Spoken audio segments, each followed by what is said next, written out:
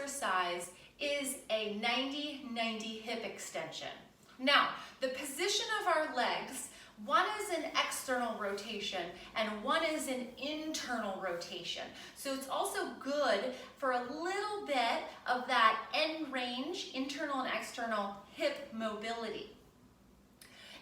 The name implies 90-90, which basically means each leg is at a 90-degree angle. And then from there, we are going to hinge slightly forward and press up.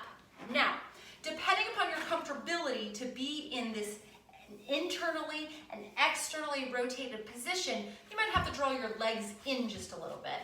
That's totally fine. Let's talk about the coordination of the movement, whether you're in 90-90 or with your legs tucked in. From here, what you're going to do is you're going to think about hinging forward just slightly. So it's just a little bit of a bowing forward, not rounding through the back though, right? We want to coordinate through a neutral spine as much as possible. We're also going to coordinate a little pelvic floor activation breath to help support that movement up and forward. We want to think about our thighs working, our hamstrings, and our butt here. So slight hinge forward, exhale, a little bit of a pelvic floor activation, push yourself up, and then drop back down. I want you to notice that the movement initiates with a hinge on the way up and on the way down.